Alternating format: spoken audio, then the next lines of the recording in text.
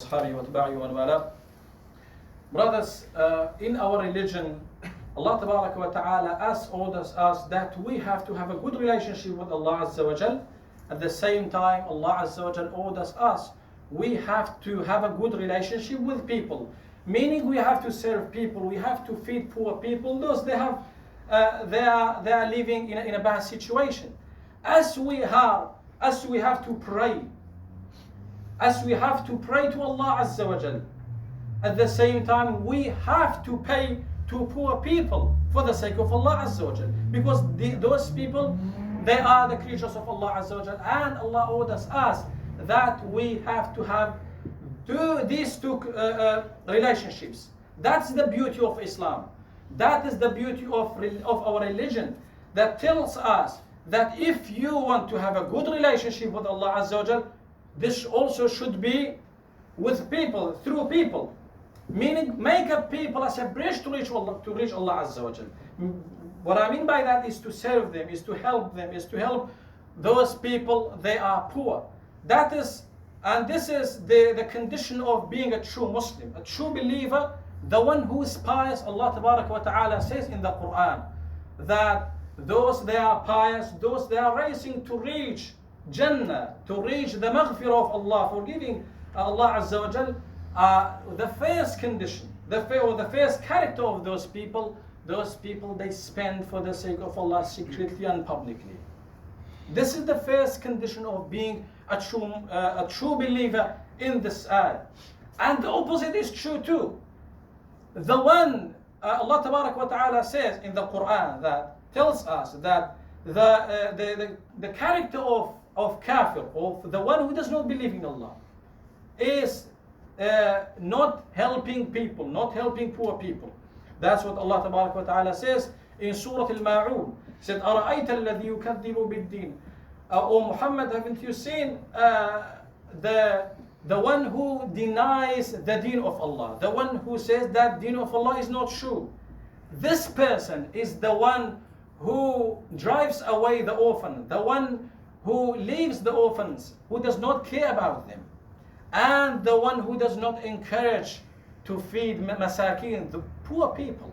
So in this ayat, Allah Tabaraka wa Ta'ala tells us that the kafir is the one, this is how he is.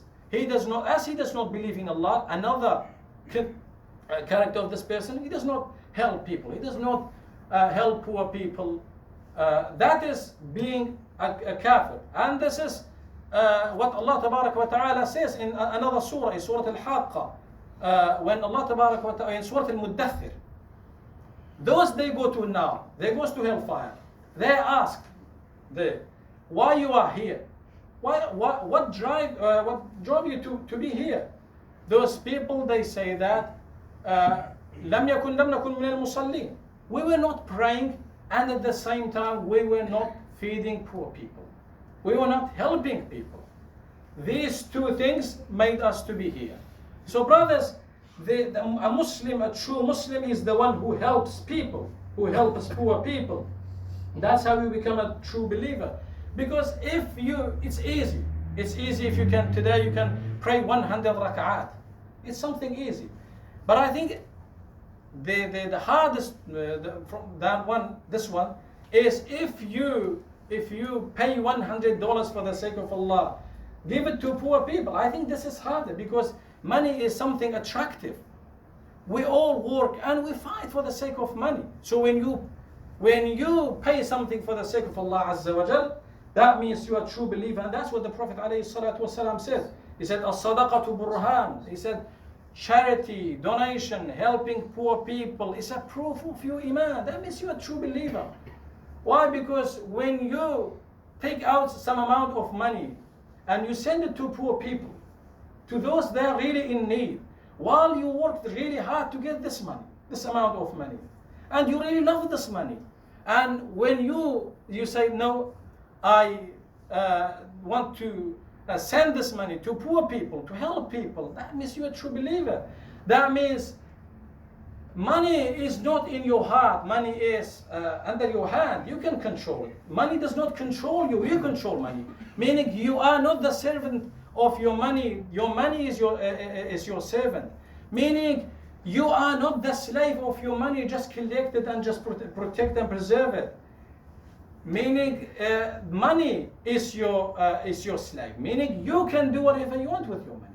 That is how a true Muslim. That means you have a true iman by doing this. And there are people, they say that they, as we said in the previous khutbah, they do the things which are easier, because taking out some amount of money of your wealth and give it to poor people, it needs to strive. You have to work really hard. You have to control yourself. You have to be dominant over your shaitan. Then you can take out some amount of money and send it to poor people. But there are people, they do things which are easier. Not now, but before that, before coronavirus, a lot of people, they were going to Umrah annually, or from time to time they were going to Umrah. If you say to those people, brother, Jazakallahu khairah, what you are doing is really great job, but now the situation of Muslims is really hard. Now Muslims, they are living in a severe situation, a bad situation. It is better for you now in this situation if you send this money and give it to those people. The money that you spend for your traveling when you go to Saudi Arabia, give it to poor people now. Give it to those that have nothing to eat. This person says that you don't know, but when I go and I stand in front of the house of Allah Azza wa Jalla, I become so happy. I become so happy. What this person is doing, or what this person is looking for, is his personal happiness. This person somehow selfish. He is just looking for his happiness. He does not want to help others and make other people happy. And he does not know that if he helps other people, those they are really in need, Allah Tabaraka wa Ta'ala will make this person much, much happier than when he goes and does this sunnah, doing Umrah. He gets more happiness. The true happiness comes from this. And that is what's proven by a lot of psychologists. Academics, they do this, they do researches on this, and they find that people, those people, they are so happy. They have a true happiness, those people. But what this people is looking for, the one who is just going for Umrah and doing Sunnah, he's just looking for his personal happiness. But if he does what Allah Tabarak wa Ta'ala orders him, what the Prophet ﷺ tells him, he becomes happier. How he does not become much, much happier when he makes other people happy? How Allah Tabarak wa Ta'ala does not make this person happy while this person puts smile on the face of small children, those they have nothing to eat? How Allah Tabarak wa Ta'ala does not forgive this person while this person is helping people? How Allah Tabarak wa Ta'ala does not have mercy on this person while he has mercy on his creature, on the creature of Allah Tabarak wa Ta'ala? Of course, Allah Tabarak wa Ta'ala helps this person. As the Prophet ﷺ said, Irhamu man fil ardi, have mercy on those that are on the earth. Allah Tabarak wa Ta'ala will have mercy on you. Another thing, brothers, is that Sadaqa, doing charity, giving for the sake of Allah Tabarak wa Ta'ala, does not bring poverty at all.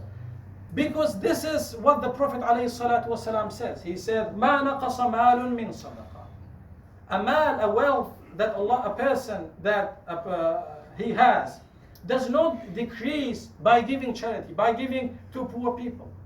No, the other way is true. Allah Tabaraka wa Ta'ala make the wealth of this person more and more and more.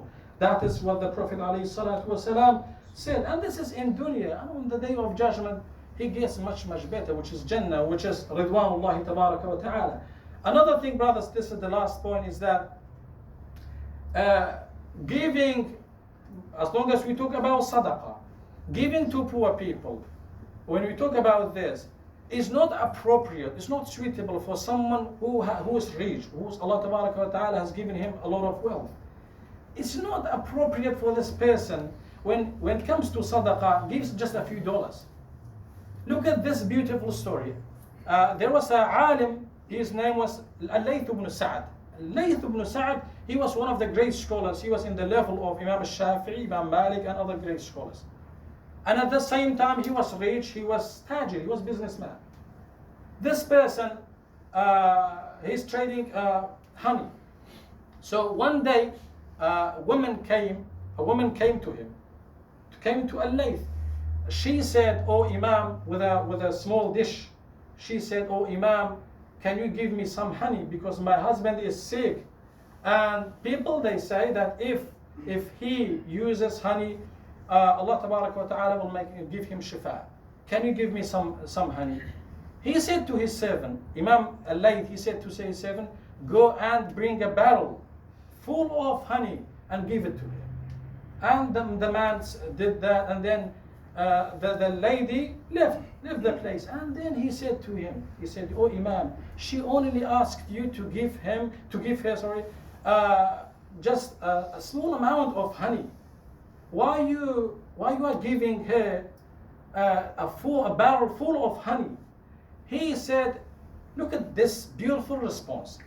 He said, she asked her need. Her need is just a small amount of honey. But I gave what Allah Ta'ala has given me. My need is to get Jannah. So as Allah Ta'ala has given me a lot of ni'mah, I give to her what Allah Ta'ala has given me. So it is not good for someone who Allah Ta'ala has given him a lot of wealth, when it comes to sadaqah, just gives a few dollars. So there should be some consistency or some level of balance between the wealth of Allah Ta'ala that Allah Azza wa Jal has given you and the amount of money that you spend for the sake of Allah Ta'ala. اللهم اغفر للمؤمنين والمؤمنات والمسلمين والمسلمات الأحياء منهم والأموات إنك سميع قريب مجيب الدعوات. اللهم ارحم موتانا واشف مرضانا وسلم أحياءنا وآمن روعاتنا. اللهم إنا نسألك الهدى والتقى والعفاف والغنى. اللهم إنا نسألك الهدى والتقى والعفاف والغنى. اللهم خفف أحوال المسلمين يا ربي، خفف أحوال المسلمين يا ربي، خفف معاناة المسلمين يا ربي، خفف معاناة المسلمين بعزتك وقدرتك وكرمك ورحمتك يا أرحم الراحمين. ربنا تقبل منا إنك أنت السميع العليم، وتب علينا إنك أنت التواب الرحيم. أقم الصلاة يرحمكم.